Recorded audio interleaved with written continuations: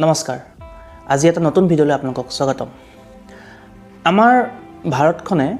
স্বাধীনতাৰ পিছৰ পৰা বিশ্বৰ বিভিন্ন দেশলৈ বিভিন্ন ধৰণে সাহায্য আগবঢ়াই আছে যেতিয়া বিশ্বৰ কোনোবা এখন দেশে বিপদৰ সন্মুখীন হয় তেতিয়া হয়তো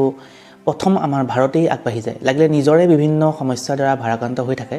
তথাপিও ভাৰতে সদায় অন্য দেশক চুবুৰীয়া দেশক হওক বা অন্য ৰাষ্ট্ৰকে হওক সহায়ৰ ক্ষেত্ৰত সদায় আগবাঢ়ি যায় হেয়া আমি লাগিলে আমি কোভিডৰ সময়ত যেটো আমি দেখিছিলো যে সমগ্ৰ বিশ্বতে বিভিন্ন সমস্যা দেখা দিছিলে তেতিয়া সেই কোভিডৰ সময়ত বিশ্বৰ বিভিন্ন দেশলৈ ভ্যাকচিন পঠিয়াই ভাৰতে যথেষ্ট সহায় কৰিছিলে তাৰ উপৰি শ্ৰীলংকাই যেতিয়া দুৰ্ভিক্ষৰ সন্মুখীন হৈছিল তেতিয়া সেই শ্ৰীলংকালৈ খাদ্য সামগ্ৰীৰ লগতে মানে আৰ্থিকভাৱে যথেষ্ট সহায় সহযোগিতা আগবঢ়াইছিলে ঠিক তেনেকৈ যদি আমি চাওঁ এতিয়া ভাৰতৰ লগত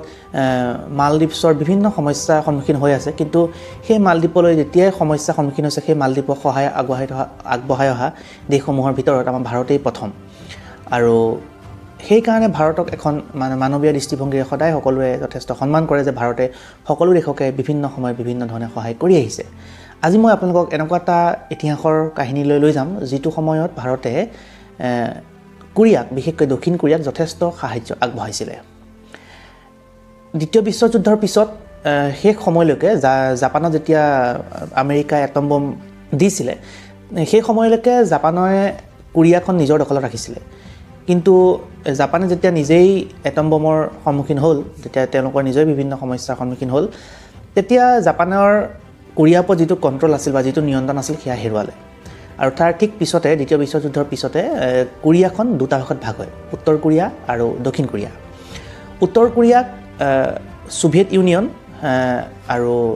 চীন দেশে আৰু দক্ষিণ কোৰিয়াক আমেৰিকা আৰু অন্যান্য দেশবিলাকে সমৰ্থন কৰিছিল আৰু এই দুইখন দেশৰ মাজত জন্মৰ পৰাই বিভিন্ন সংঘাতে আৰম্ভ হৈছিল আৰু দুইখন দেশৰ মাজত যদিও একেখন দেশৰ পৰাই দুখন দেশ হৈছে কিন্তু এই দুইখন দেশৰ মাজত প্ৰথম জন্মৰ পিছতে যুদ্ধ আৰম্ভ হয় 25 জুন 1950 চনত উত্তৰ কোৰিয়াই দক্ষিণ কোৰিয়াক আক্ৰমণ কৰে আৰু আৰম্ভ হয় উত্তৰ কোৰিয়া আৰু দক্ষিণ কোৰিয়াৰ মাজত 3 বছৰীয়া এটা যুদ্ধ এই যুদ্ধত মই আগতে উল্লেখ কৰিছোঁ যে উত্তৰ কোৰিয়াক চীন দেশ আৰু সোভিয়েট ইউনিয়ন তেতিয়া সোভিয়েট ইউনিয়ন আছিলে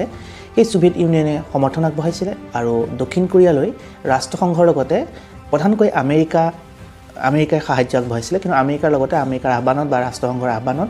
ভাৰত কানাডা দক্ষিণ আফ্ৰিকা নিউজিলেণ্ড অষ্ট্ৰেলিয়া আদি দেশে দক্ষিণ কোৰিয়ালৈ সমৰ্থন আগবঢ়াইছিলে বা সৈন্য সামন্ত প্ৰেৰণ কৰি তেওঁলোকক সহায় আগবঢ়াইছিলে এই যুদ্ধকালীন সময়ছোৱাত নতুনকৈ দেশ জন্ম হোৱা দক্ষিণ কোৰিয়াৰ বাবে এই যুদ্ধৰ সৈতে মোকাবিলা কৰিবলৈ যথেষ্ট অসুবিধাৰ সৃষ্টি হৈছিলে সৈন্য সামন্তসকল বিভিন্ন ক্ষেত্ৰত আঘাতপ্ৰাপ্ত হৈছিলে বহুতৰ মৃত্যু হৈছিলে গতিকে এই সময়ছোৱাত ভাৰতে প্ৰায় 346 জনৰ এটা চিকিৎসকৰ দল নাৰ্ছ আদি এটা বৃহৎ দল দক্ষিণ কোৰিয়ালৈ প্ৰেৰণ কৰিছিলে আৰু লগতে এই চিকিৎসকৰ দলটোৱে প্ৰায় 2 লাখৰো অধিক দক্ষিণ কোৰিয়াত থকা সৈন্যবাহিনীক শুশ্ৰূষা আগবঢ়াইছিলে সেৱা আগবঢ়াইছিলে তেওঁলোকৰ আঘাতসমূহৰ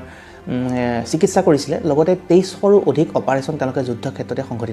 সম্পন্ন কৰিছিলে দক্ষিণ কোৰিয়াৰ সেই যুদ্ধকালীন সময়ছোৱাত ভাৰতে যি সেৱা আগবঢ়ালে যি চিকিৎসা সেৱা আগবঢ়ালে সেই সেৱাৰ বাবে দক্ষিণ কোৰিয়া আজি পৰ্যন্ত ভাৰতৰ চৰকাৰে কৃতজ্ঞতা জ্ঞাপন কৰি আহিছে 1953 চনৰ 27 জুলাই তাৰিখে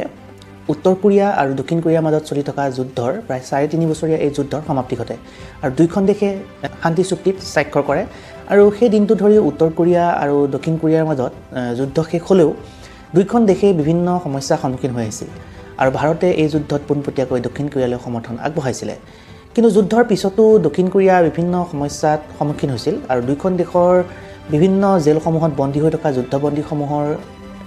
গোটেই ভাগ্য তথা সেই যুদ্ধবন্দীসকলৰ ভৱিষ্যত কি হ'ব সেই সম্পৰ্কে সিদ্ধান্ত গ্ৰহণ কৰিবলৈ আৰু দুইখন দেশৰ মাজত তেতিয়াও থকা বিভিন্ন সমস্যাবিলাক সমাধান কৰিবৰ কাৰণে নিউট্ৰেল নেশ্যন ছুপাৰভাইজৰী কমিশ্যন নামৰ এখন কমিশ্যন গঠন কৰি দিয়া হৈছিলে যিয়ে সেই যুদ্ধৰ পিছৰ পৰিস্থিতিত দেখা দিয়া বিভিন্ন সমস্যাসমূহ যাতে সমাধান কৰিব পাৰে আৰু এই কমিটিখনে প্ৰায় 20,000 যুদ্ধবন্দীক দুইখন দেশক নিজৰ ইচ্ছা অনুসৰি বা সেই সৈন্যসকলে বিচৰা ধৰণে তেওঁলোকক সংস্থাপন দিয়াৰ ব্যৱস্থা কৰে কিন্তু তাৰ পিছতো প্ৰায় 80জনমান যুদ্ধবন্দীয়ে উত্তৰ কোৰিয়া আৰু দক্ষিণ কোৰিয়া কোনো এখন দেশতে থাকিবলৈ মান্তি নহয় বা তেওঁলোকে অমান্য হয় যি কাৰণে সেই সময় ভাৰতৰ তদানীন্তন প্ৰধানমন্ত্ৰী জৱাহৰলাল নেহেৰুৱে ভাৰততে তেওঁলোকক সংস্থাপন দিয়াৰ সিদ্ধান্ত গ্ৰহণ কৰে আৰু যেতিয়ালৈকে এই সমস্যাটো সমাধান নহয় তেওঁলোকে ভাৰততে থাকিব পাৰিছিল আৰু পিছত ৰাষ্ট্ৰসংঘৰ নেতৃত্বত বা ৰাষ্ট্ৰসংঘৰ সিদ্ধান্ত অনুসৰি তেওঁলোকক উত্তৰ কোৰিয়া দক্ষিণ কোৰিয়া সংস্থাপন কৰাৰ লগতে তেওঁলোকে ইচ্ছা অনুসৰি বিশ্বৰ আমেৰিকাকে ধৰি অন্যান্য বিভিন্ন দেশত তেওঁলোক সংস্থাপিত হয় এই যিখন নিউট্ৰেল নেশ্যন ছুপাৰভাইজৰী কমিটি গঠন কৰা হৈছিলে যিয়ে উত্তৰ কোৰিয়া আৰু দক্ষিণ কোৰিয়াৰ মাজত যি যুদ্ধৰ পিছত যি সমস্যাৰ সন্মুখীন হৈছিলে সেই সমস্যা সমাধানৰ কাৰণে যিখন কমিটি গঠন কৰিছিলে সেই কমিটিখনত ভাৰতে সভাপতিত্ব কৰিছিলে বা অধ্যক্ষতা কৰিছিলে এই যুদ্ধৰ সময়ত ভাৰতে দক্ষিণ কোৰিয়াক যি সেৱা আগবঢ়াইছিলে বিশেষকৈ যি চিকিৎসা সেৱা আগবঢ়াইছিলে সেই সেৱাৰ বাবে দক্ষিণ কোৰিয়াই আজি পৰ্যন্ত ভাৰতক কৃতজ্ঞতা জ্ঞাপন কৰি আহিছে আৰু চিৰদিনে তেওঁলোকে এই কৃতজ্ঞতা জ্ঞাপন কৰিব সেই সময়ত ভাৰতৰ চিকিৎসা দলটোৰ নেতৃত্ব লোৱা ডক্টৰ ৰংগৰাজক হিৰো অফ দি মন্থ সন্মানেৰে দক্ষিণ কোৰিয়াই 2020 চনত জুলাই মাহত তেখেতলৈ সন্মান প্ৰদান কৰিছিল তাত এটা নিয়ম আছে যে এটা নিৰ্দিষ্ট মাহত এজন হিৰোক যথেষ্ট তেওঁলোকে সন্মানিত কৰে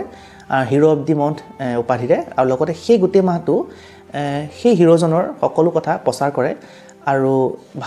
ভাৰতৰ চিকিৎসা দলটোৰ নেতৃত্ব দিয়া ৰংগৰাজ নামৰ যিজন চিকিৎসক আছিল তেখেতলৈ সন্মান প্ৰদান কৰি 2020 চনৰ জুলাই মাহটো হিৰো অফ দি মন্থ সন্মানেৰে তেখেতক সন্মানিত কৰিছিল আৰু এই সময়ছোৱাত গোটেই মাহটো তেখেতৰ বিষয়ে গোটেই সমগ্ৰ দেশখনতে প্ৰচাৰ কৰিছিল তাৰ দক্ষিণ কোৰিয়াৰ চৰকাৰে আৰু দেশৰ নাগৰিকক জনাইছিলে যে যুদ্ধৰ সময়ত ভাৰতৰ চিকিৎসা দলটোৰ নেতৃত্ব লোৱা এই ৰংগৰাজ নামৰ চিকিৎসকজনে কি ধৰণে সেৱা আগবঢ়াইছিলে গতিকে আমি গোটেই ভিডিঅ'টোৰ পৰা গম পালোঁ যে উত্তৰ কোৰিয়া আৰু দক্ষিণ কোৰিয়াৰ মাজত দ্বিতীয় বিশ্ব যুদ্ধৰ পিছত যি যুদ্ধ সংঘটিত হৈছিলে সেই সংঘটিত যুদ্ধৰ সময়ত ভাৰতে দক্ষিণ কোৰিয়াক যথেষ্ট সহায় আগবঢ়াইছিলে সেই সময়ত ভাৰতৰ নিজে এখন সত্য স্বাধীনতা লাভ কৰা এখন দেশ আছিল কিন্তু তাৰ পিছতো ভাৰতে যিহেতু ভাৰতৰ সেইটো এখন আমাৰ নেচাৰেই আছে আমি যেতিয়া বিপদৰ কোনোবা দেশ সন্মুখীন হৈ সদায় আগবাঢ়ি যাওঁ আমি নিজেই বিভিন্ন সেই সময়ত সমস্যাৰ সন্মুখীন হৈ আছিলোঁ যদিও ভাৰতে মানৱীয়তাৰ পৰিচয় দি দক্ষিণ কোৰিয়ালৈ চিকিৎসা সেৱা আগবঢ়াইছিলে আৰু নিজৰ সৈন্যবাহিনী প্ৰেৰণ কৰিও যথেষ্ট সহায় সহযোগিতা আগবঢ়াইছিলে গতিকে আপোনালোকে মোৰ ভিডিঅ'টো চাই কেনেকুৱা পালে জনাব আৰু যদি আপোনালোকে কিবা ইয়াত থাকে সংযোগো কৰিব পাৰিব আৰু লগতে মোৰ এই চেনেলটো ছাবস্ক্ৰাইব কৰি ল'ব ধন্যবাদ